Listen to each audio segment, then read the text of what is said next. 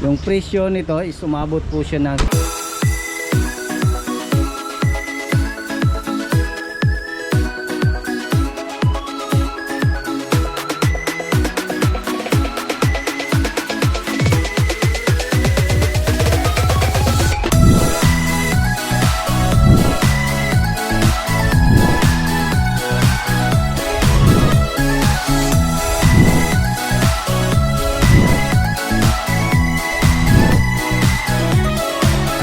Hello mga kol, welcome back sa ating YouTube channel, Surplus TV. Sa bago lang sa ating channel, huwag niyo kalimutang like, share, and subscribe. Then click na rin yung notification bell para laging updated sa ating mga susunod na video uploads kayo ito.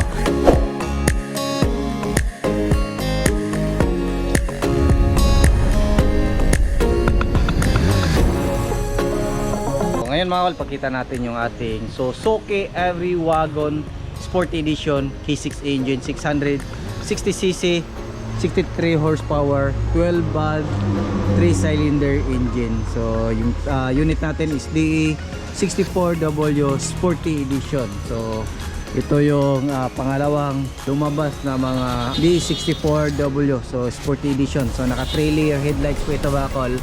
Ayan, 3 layer headlights.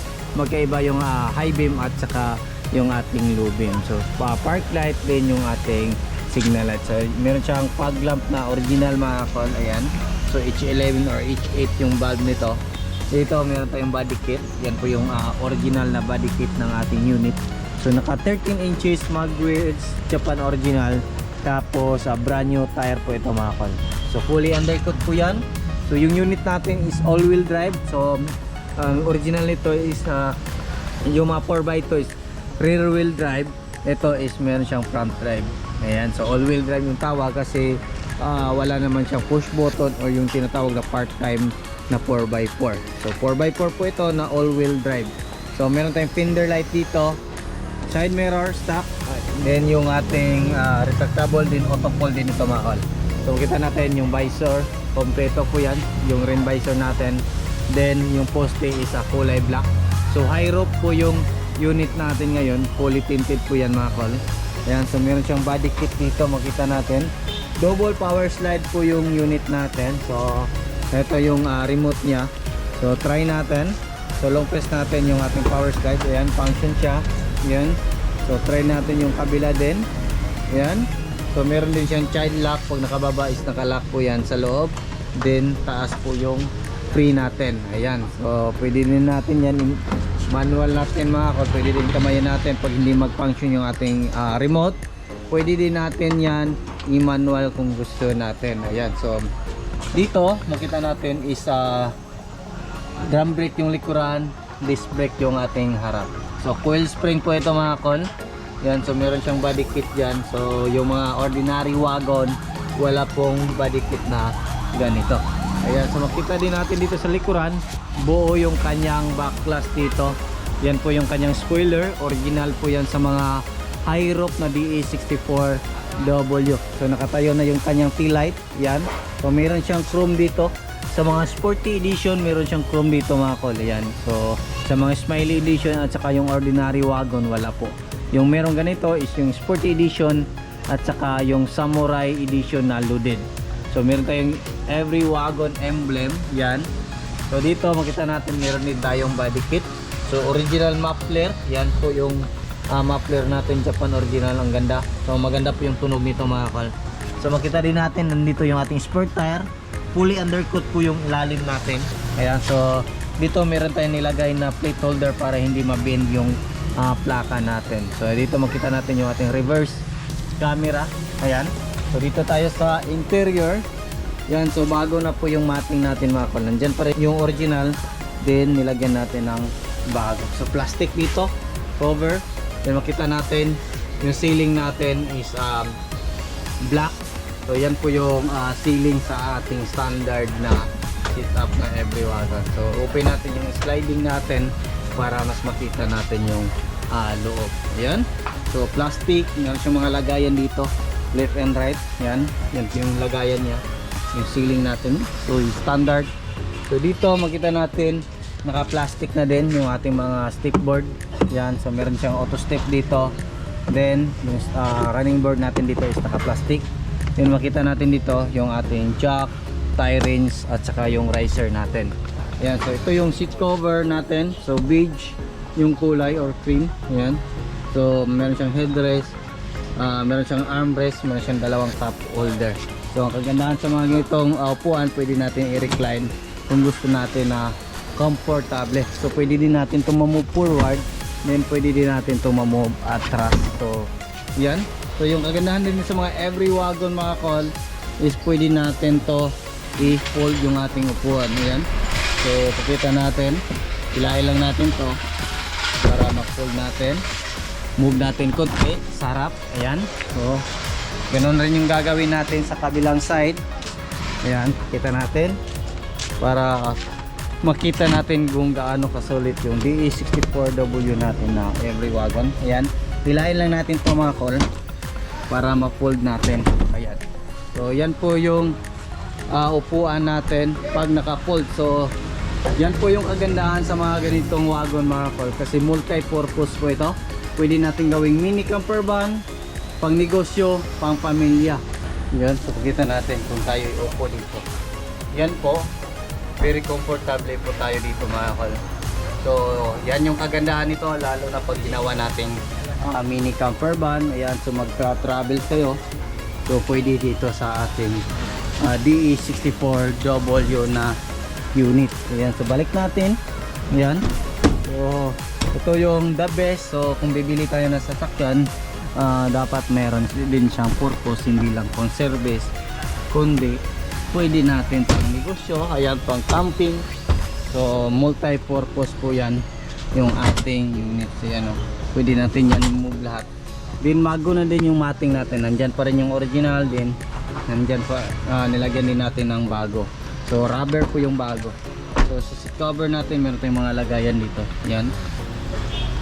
Dito naman sa passenger side. Ayan. So dito sa passenger side na upuan, meron tayong headrest, armrest, then pwede din natin yan i-move forward, then pwede din natin i-atras, pwede din natin yan i-recline kung gusto natin. Ayan. So ito lang yung hilain para mas maano natin, parang mahiga natin. Yan, dito meron din tayong mga extra lagayan, then cup holder. Yan. So dito makita natin, yan o. So bago na din yung ating cover dito sa ating door pads. Meron din tayong extra lagayan dito. Naka power window na po yan lahat mga kol. Power window na din yung dito sa ating sliding door. Ayan, so makita natin dito yung ating gas tank opener. Ayan, so yung gas tank opener natin. Yan, so yung chassis number natin nandito. Ayan, so ABE BE64W. So yung engine is K6E. So makita natin yung dashboard natin is back to original po yan mga kol. Meron tayong 7 inches touchscreen stereo with reverse camera. Ito yung mga aircon vent natin sa dalawa, tatlo, apat. Ayan, so yan po yung aircon vent natin. Then yung ating glove box dito, meron din tayong lagayan dito. Ayan, then ayan, di ba? Meron tayong mga extra lagayan dyan. Hazard switch, din yung ating aircon switch. Ayan po yung importante dyan. Itong rear is condemned na po ito kasi heater po yan mga kol. Ayan, so sa kabilang side naman tayo. Ayan, diba? Ang ganda. So gold yung kulay. Yan po yung gusto ng ating customer, classic look. Yung gold na ano. So ito yung upuan natin dito. Ayan, makita natin, diba? Ang ganda. Then makita natin dito auto step switch, push on slide, long press lang natin ito mga kol para gusto natin function. Yan, long press lang natin yan. Then kung gusto din natin na naka manual mode, pwede din natin to i-off yung ating mga power slide. Kung gusto natin na hindi nakalabas yung auto step, pwede natin yan i-sliding door.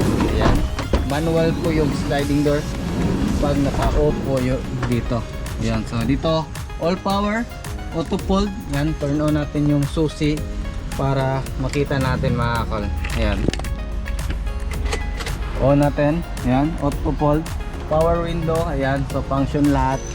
Then dito sa sliding, ayan, function din lahat. Then auto fold. Ayan, goods. So adjust ang mga mirror. Ayan, oh. Yan sa kabila din, ayan sa right. Yan, so function lahat. So yan oh, naka-ano na yung stereo natin. Ayan, makita natin. Ayan, so yan po yung kanyang reverse camera. So meron din tayong digital temperature gauge dito mga kal. So meron din siyang battery reading din itong temperature. So ito is analog, din ito is yung digital niya.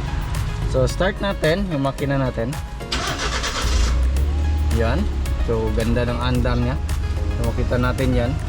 So turn on natin yung aircon, auto. Then adjust natin yung ating fan.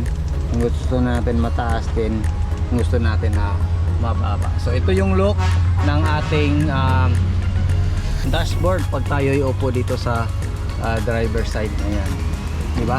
So dito makita natin yung ating push on na parking brake pedal. Din ito yung ating brake pedal, din yung ating accelerator pedal. Ayun. So dito meron din tayong extra lagayan dyan. Then lagayan ng sunglasses.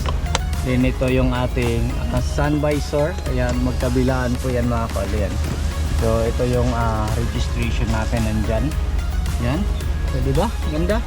So tingnan naman natin yung makina natin. Ayan. Ito tayo sa makina natin. So yan. So ito yung makina natin. So yung makina natin is K6A engine, 660cc, 63 horsepower po ito.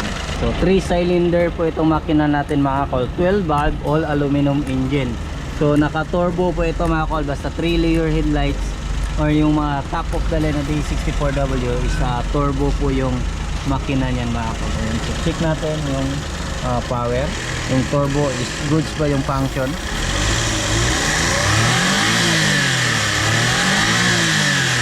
So goods na goods yung makina ng ating unit. Yan nakita natin, diba? Ganda ng tunog, you know, ganda ng tunog ng ating every wagon. So, dito yung turbo, dito tayo mag-refill ng oil, PCV valve, din yung injector ng ating unit. So kompleto po yan mga kol.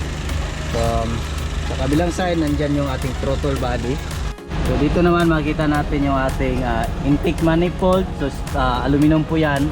Yung ating throttle body, alternator, aircon compressor. Dito yung air filter housing natin.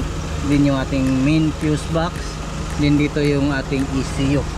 So dito naman yung ating hood opener. Ayan, makita natin dito. Yun. So yan po yung stick natin. Yan stand ng ating hood. Yan, makita natin yung ating windshield washer reservoir, brake fluid reservoir, din yung ating coolant reservoir. So ito yung radiator cap natin. So coolant po yung ilalagay natin dyan sa cooling system natin mga kol, para mas maganda yung cooling system natin at malinis yung mga coolant passage natin. Ayan. So yan po yung seat up natin ngayon. Yan. So color gold classic. So yan po yung pinili ng ating client. So yung presyo nito is umabot po siya ng 304,000 all in po yan. Double power slide high rope na sporty edition, 4x4 na all wheel drive po yan mga kal. Wala po siyang button sa kanyang 4x4, naka-engage. Ito yung the best for mga unit na mga slippery road. So yan yung kagandahan nitong mga unit na all-wheel drive. So unang nag-design nito hindi sa aking nakita is yung mga Subaru. So ganito yung unit all-wheel drive. So yan lang muna yung aming vlog for today mga kol. Maraming salamat po sa inyong patuloy na pagsubaybay. Sa bago lang sa ating channel, don't forget to like, share, and subscribe. Then click na rin yung ating notification bell para updated kayo sa ating mga next video uploads kayo. Ipakipollow din po sa ating mga social media account na sa TikTok natin, Surplus TV by Dudong Lagan Surplus, at saka sa ating Facebook page, Dudong Lagan Surplus, Dudong Lagan Auto Care Center, Surplus TV page, at saka yung ating mini camper van Dudong Lagan. Yan lang muna mga kol, and God bless ating lahat. Bye bye.